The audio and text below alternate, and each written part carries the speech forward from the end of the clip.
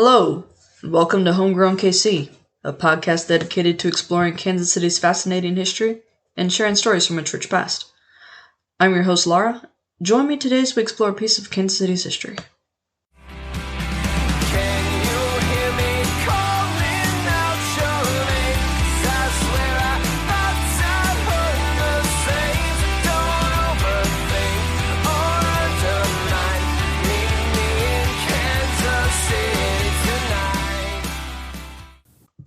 Hello listeners, Happy New Year to y'all. I hope you are as excited for 2023 as I am. I've got some really cool things planned for this podcast. If you want to hear all about them, you can listen to my episode 2022 Year in Review, where I talk about the great things that we accomplished last year and what I'm looking forward to and planning for this year. And before we get started today, I just wanted to say to y'all, this is it. This is your year. This is your time to quit the job you hate, to leave that toxic relationship, go on the awesome vacation you've been planning for forever, move to a new city, eat healthier, exercise, whatever it is, no matter how big or small. This is your year. You can do it. All right, now, I know you are just as eager as I am to finally cover the history of this particular theater, so let's get started. This is Series 6 Historic Theaters, Topic 3, Part 1, The Century Theater. Now, if this is your first time listening, thank you, hello, welcome, and thank you for checking out Homegrown KC. But to get an idea of what's going on with this series, I would recommend you listen to Parts 1 and 2 first. That would be the Empress Theater and the opera houses.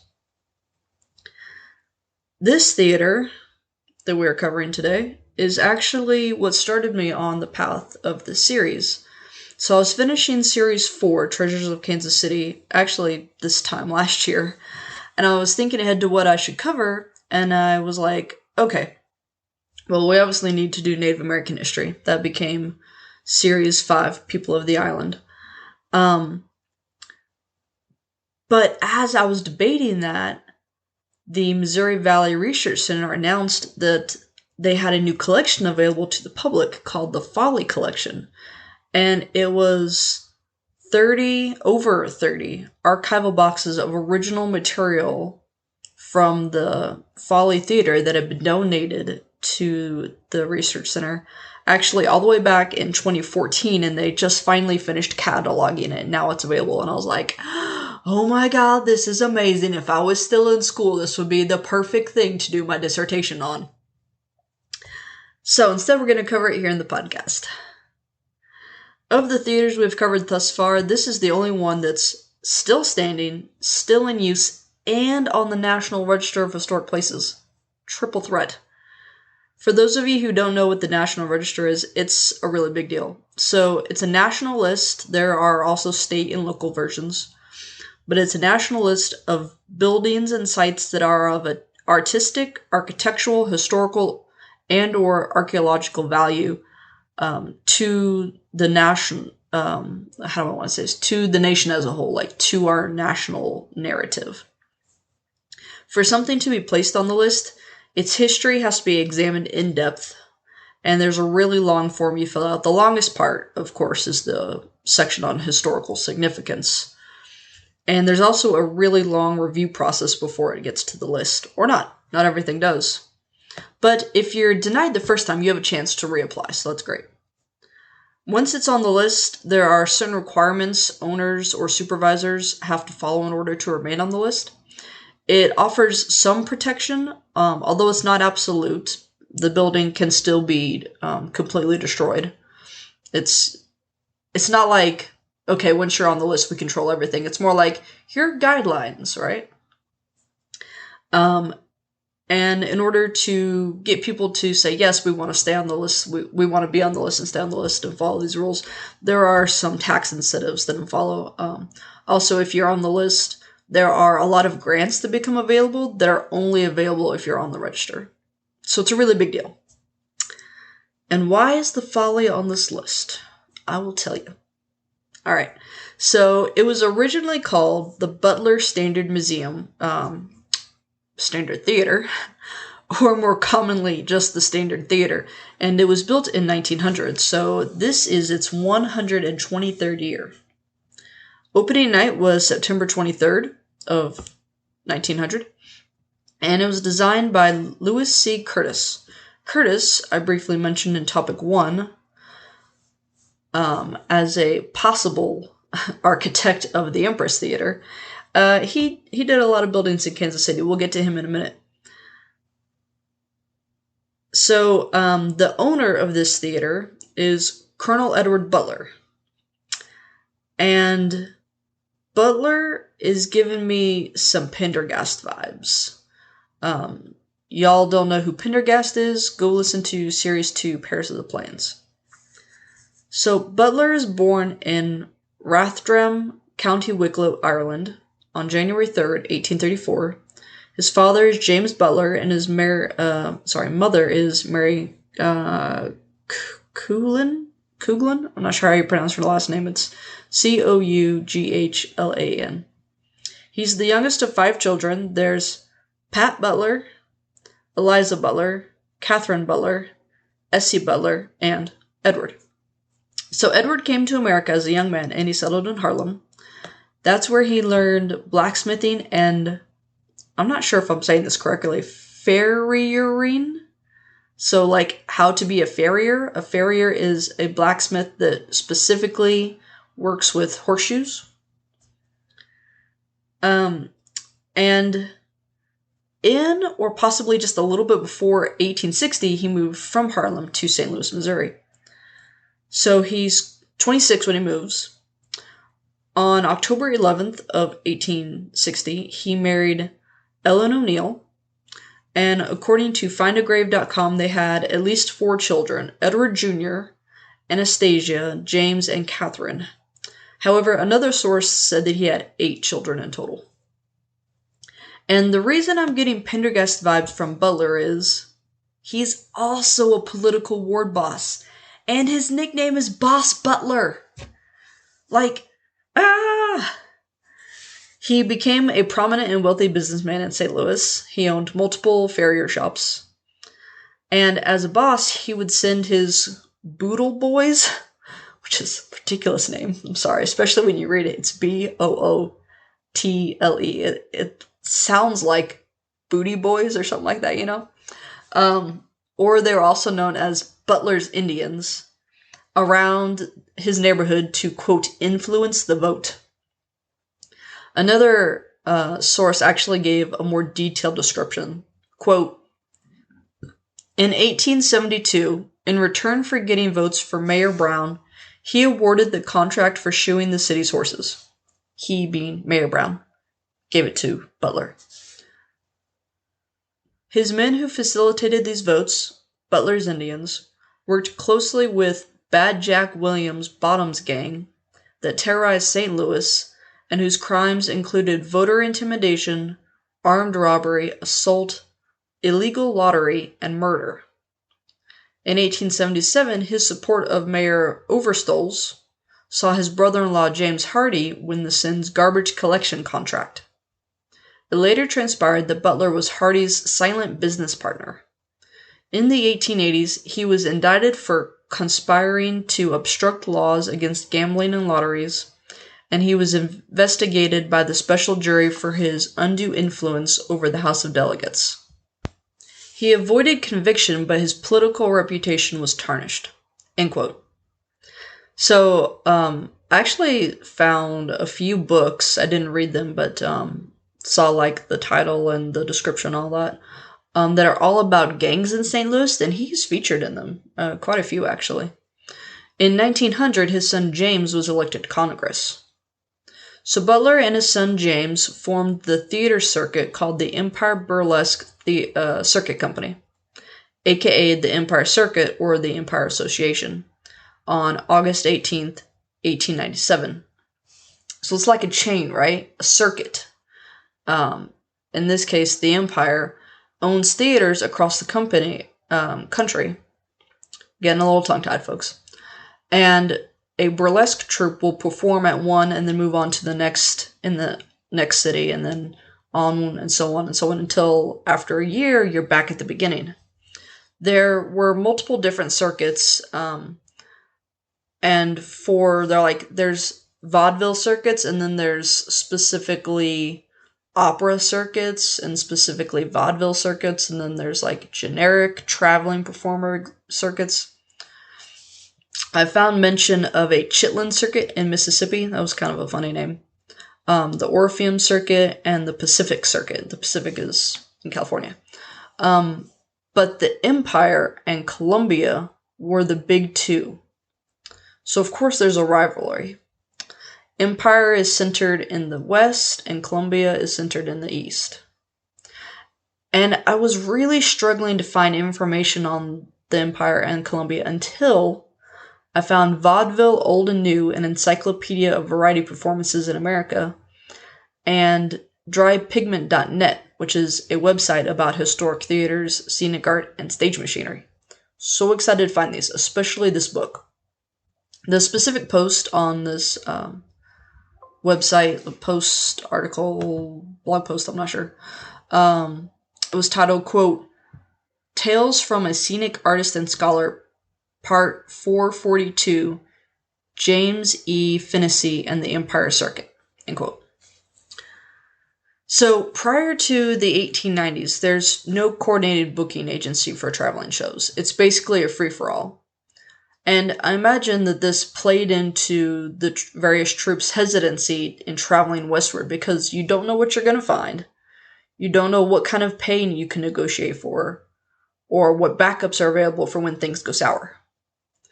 In 1890, the Traveling Variety Managers Association formed, and then the Eastern Circuit of House Managers.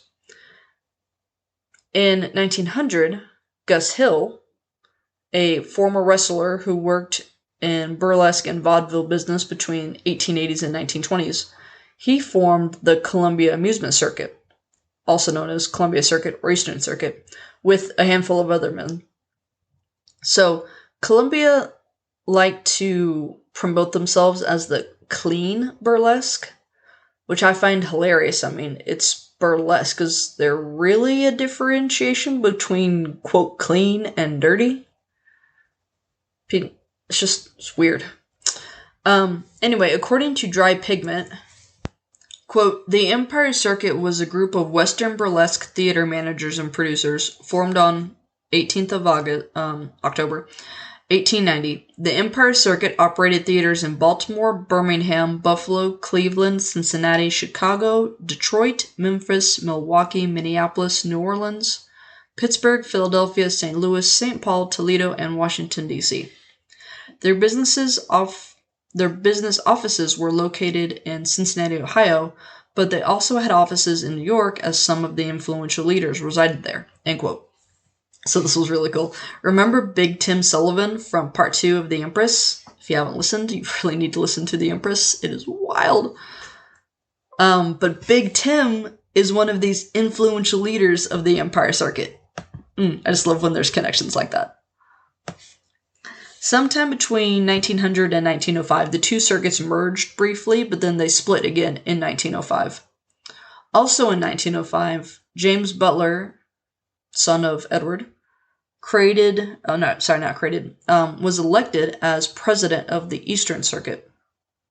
And this is not to be confused with the Columbia Circuit, because now they're just going by Columbia.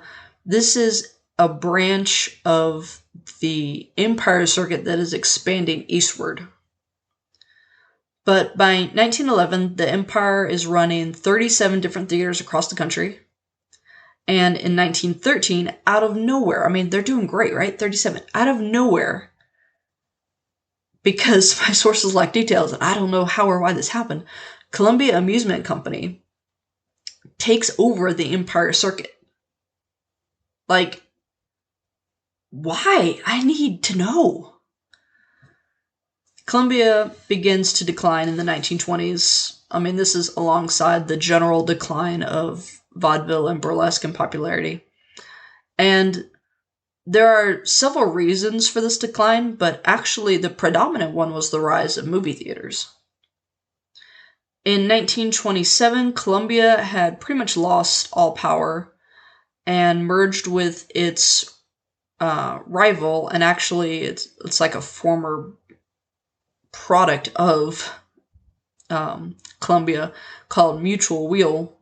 And I say it's a product of because it was formed by a former Columbia executive, Isidore Herc, in 1921. He rose in the ranks in Columbia, and then he looked around and he's like, you know what? I don't like y'all's business practices, and left and formed Mutual Wheel. However, Mutual also collapsed soon after. In 31, they only had 10 years. But it's because of the Great Depression. Yeah, Great Depression sucked for everybody. He tried and failed to revive Columbia later. It's kind of funny, though. It failed because he was arrested and served jail time for producing, quote, an indecent show in 1942. Before we move on and get back to Kansas City, I want to make sure I mention that the circuits as a whole, like the business and the folks running them, were constantly getting hit by lawsuits. So, back to Kansas City. Like I said earlier, the Standard is built in 1900 by Lewis C. Curtis. So let's talk about him real quick. He was born July 1st, 1866 in Belleville, Ontario, Canada, to Don Carlos Curtis and Frances Dever Curtis. Yeah, I said that right. He was the fourth of 6 children. Sadly, both of his parents died by the time he was 19. He moved to Kansas City in 1887, and he remained here until his death on June 24th, 1924. He was a prolific architect and designed several buildings in Kansas City, many of which are still standing. Super awesome. He was known at the time and is remembered for his creativity. So he would design a building in Art Nouveau one year and then use a completely different architectural style on the next project. He also liked to kind of mix and match architectural styles a little bit, right? Like he'd be like, okay, this is majority Art Nouveau, but I've got some elements in here that are neoclassical or something like that, right? Very cool. He studied architecture at the University of Toronto and the École des Beaux-Arts in Paris. Probably didn't pronounce that right. When he first came to Kansas City, he was a draftsman for Adrian Van Brunt, but then he left Van Brunt and partnered with Frederick Gunn in 1889. They formed Gunn and Curtis firm. They worked together for 10 years. And then in 1899, Curtis went solo and he founded his own architectural firm. He designed in other states too. So there are buildings of his in Virginia, New Mexico, Texas, Kansas, and Nebraska. So the Standard was a 3-story brick structure at the corner of 12th and Central. There had previously been a 2-story house there. Quote, Curtis designed the theater as a spectacle of lights, incorporating light bulbs alongside the outside facade and cornices, making the exterior as theatrical as the interior. Additionally, a giant lighted ball was affixed to a pole on the theater's roof, and it descended the pole and remained illuminated while the theater was in use. The theater was also distinguished by the design motifs on the southern facade and the triple arch window inspired by Andrea Palladio. Don't know if I said that right.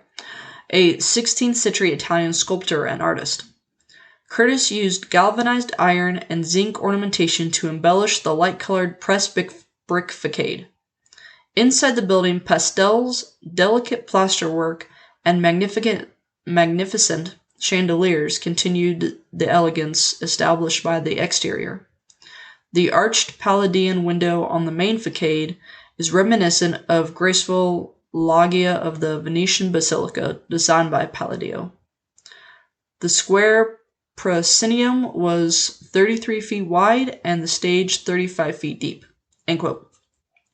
So the theater sat 2,400 people. Opening night was September 23rd, 1900, and the show was The Jolly Glass Window, which was described as, quote, a polite burlesque, end quote, again with the weird distinctions, starring Madame Dix, that's D-I-K-S, and it ran from 8 to 10:30 p.m. A couple of my sources had an image of the advertisement for opening night. That was pretty cool to see, so I might include that in my socials. Prices ranged from 10 cents for the gallery during a weekday matinee to $1 for a box seat during a regular evening show. In 1901, the Coates Opera House was destroyed. Spoilers. Listen to topic 2. The acts that were scheduled for the Coates Opera House then moved to the Standard and performed there. Butler changed the theater's name in 1902 to the Century. So for those of you who were kind of confused because you're looking at the episode title and it says Century Theater, and yet we are talking about the Standard, this is why. It only spent 2 years as the Standard. And yet it will spend a lot longer time as the Century. I couldn't find any reason for this rebranding, though, so if anyone out there has an idea, let me know. A man named Joe Donegan was the manager of the Century. He was born in St. Louis in 1877 and moved to Kansas City in 1899. That's really all that I found. Apparently his name is super common. But one of my sources did report that he was known as, quote, the Angel of 12th Street, end quote. And I really, really, really want to know how he got that name and why. The Angel of 12th Street, that's so nice, right? I mean, it just sounds really cool, too. He also managed the Edward Hotel, which was right next door. And I have not looked into the history of the hotel at all, because this is about theaters, not hotels. But given the name and that the manager is the same, I am going to guess that Edward Butler also owns the hotel. Again, not a factual statement. In addition to scheduling burlesque shows, vaudeville acts, and other forms of entertainment, Joe also liked to schedule boxing matches in the theater for Saturday nights. One of the boxers was world-renowned heavyweight champion, did I say that right? Yeah, heavyweight boxing champion Jack Johnson. He spent a couple of weeks in Kansas City and participated in several fights at the Century. Now, because he was a black man, he was not allowed to stay at the Edward Hotel because, racism and segregation. But some of my Some of my sources reported that Donegan would sneak him in and out of the hotel anyways and let him and his wife stay there.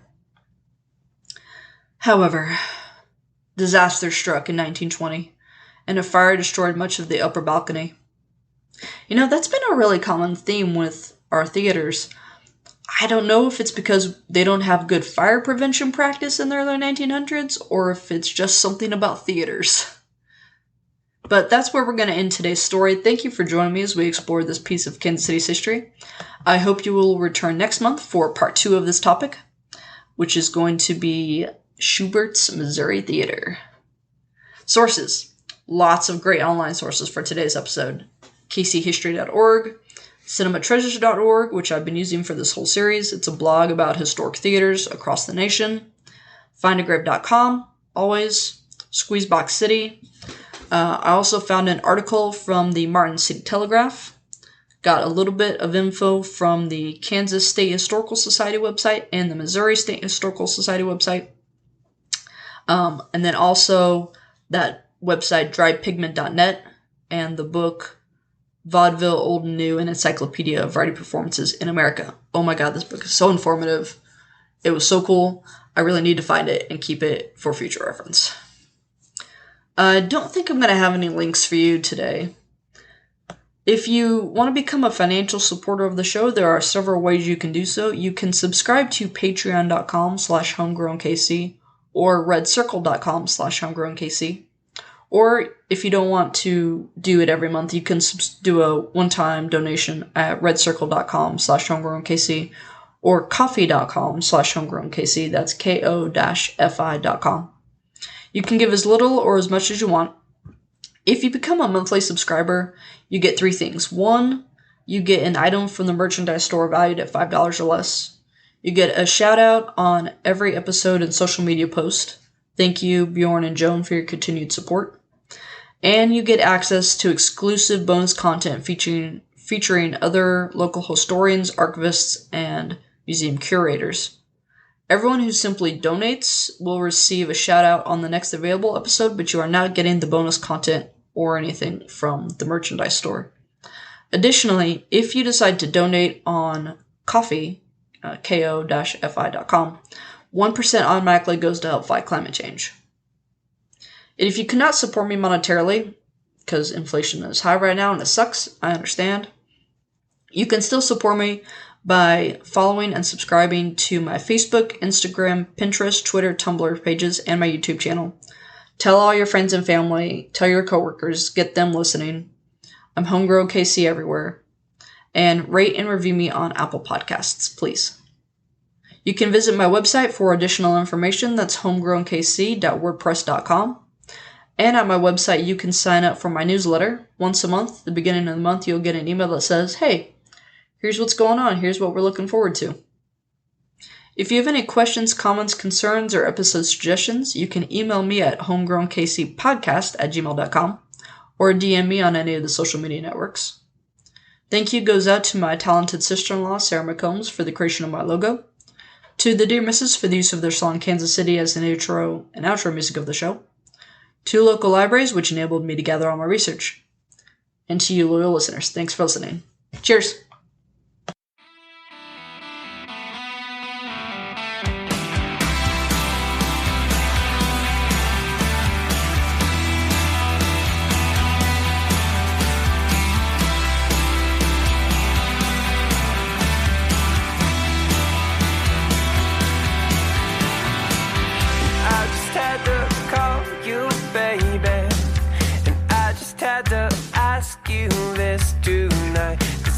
Seem to shake this feeling, and I can't seem to get you off my mind. Thought I lost my nerve.